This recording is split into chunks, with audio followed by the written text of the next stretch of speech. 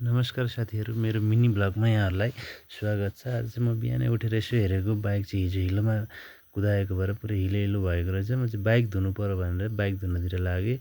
बाइकको हिलो पखाल्नको लागि मैले धारामा पानी आइरहेको रहेछ। त्यो धारामा आएको पानीलाई चाहिँ पाइपमा जोडेर एउटा मैले वाटर प्रेसर गन जस्तो सानो बाँसको टुप्पोलाई चाहिँ त्यो पाइपमा जोडेर बनाएको छु। त्यसपछि सबै हिलो फालेपछि मैले त्यसलाई सेम्पू लगाएर राम्रोसँगले सबैतिर मजाले धुएँ। त्यसपछि कहीँ खिया बस्छ कि भनेर मैले त्यसलाई हेरी राम्रोसँगले सबैतिर धुएँ। त्यसपछि त्यसलाई मजाले फेरि सेम्पू पनि पानीले पखालेँ। त्यसपछि बाइक सफा भयो, चेन पनि सफा गरेँ। त्यसपछि हेर्नुहोस् त बाइक कति राम्रोसँग नयाँ भयो। मैले बनाएको वाटर प्रेसर गन चाहिँ यस्तो छ, हेर्नुहोस् त बाँसको पाइप सानो जोडेको छु।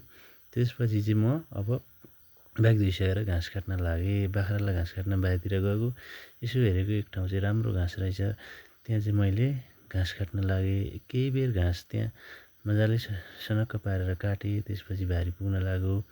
अनि केही बेर काटेपछि भारी पनि पुग्यो। मैले डोरी ओछ्याएर ती घाँसहरू चाहिँ सबै डोरी ओछ्याएर डोरीमा लगाएर भारी बाँधेँ। लगभग मैले बोक्न सक्ने भारी भइसकेको रहेछ। मैले त्यो भारी चाहिँ बोकेर गोठतिर गएँ र बिसाएँ र घर गएँ। घरमा जाँदाखेरि हजुरआमा र नातिनीहरू चाहिँ मकै छोडाइराख्नु भएको रहेछ। मम्मी चाहिँ यता सिलौटोमा टमाटरको अचार पिनिरहनु भएको छ। त्यसपछि हामी खाना खायौँ। खाना खाइसकेपछि मम्मी र म चाहिँ खेततिर मल बोकेर गयौँ। त्यहाँ आज हाम्रो मुला छर्ने कार्यक्रम रहेकोले सबै त्यो गरामा चाहिँ मल सबैतिर मिलाएर मम्मी र म भएर छर्यौँ। त्यसपछि अब मुला छर्नको लागि मिनी टेलरको सहायताले जोत्नु पऱ्यो भनेर म चाहिँ मिनी टेलर लिन माथितिर गएँ। मिनी टेलर लिएर आएँ र सबैतिर राम्रोसँग त्यसलाई जोतेँ। एकदम धेरै पटक जोतेपछि चाहिँ त्यो माटो खकुलो हुन्छ भनेर मैले दोहोऱ्याएर त्यसलाई मजाले जोतेँ। त्यसपछि छेउको माटो चाहिँ मैले कोदालोको मद्दतले उँभो तानेँ। त्यसपछि बर्खाको बेला भएकोले भित्तामा पनि मैले कुलो बनाएँ। त्यसपछि अब बर्खाको टाइम छ, पानी त पक्कै आउँछ। पानी आउँछ भनेर हामीले त्यसलाई ड्याङ बनाएर रोप्ने निर्णय गऱ्यौँ। मैले ड्याङ बनाउँदै गएँ। मम्मीले चाहिँ मलाई पनि सघाउँदै हुनुहुन्थ्यो र त्यसपछि म ड्याङ बनाउँदै अघि बढेँ।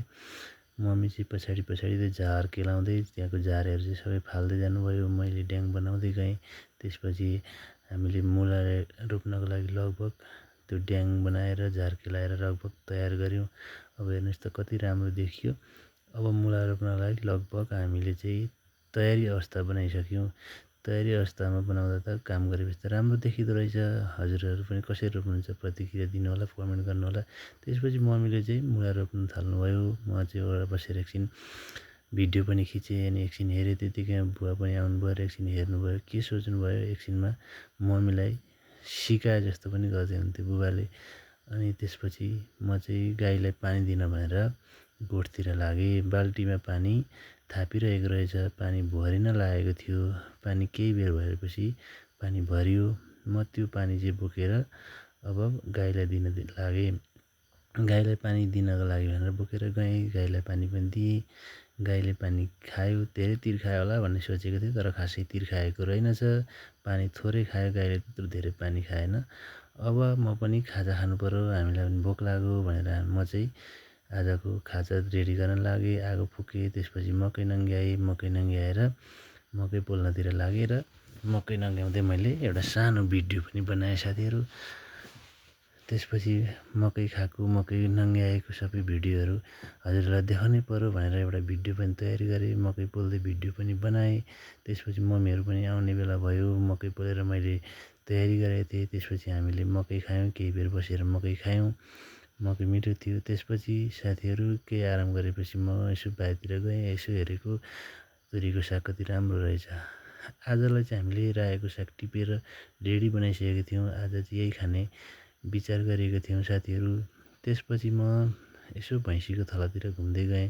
भैँसी थलामा गएको पुरै हिलो रहेछ। भैँसीको थला त कति हिलो रहेछ। अब यस्तो तरिकाले त हुँदैन, पक्कै पनि यसलाई सफा गर्नुपर्छ। यसलाई पनि इन्फेक्सन हुन्छ, यो पनि फोहोरले गर्दा यो पनि रोगी आउँछ भनेर मैले त्यो भैँसीको थला चाहिँ सफा गर्न लागेँ।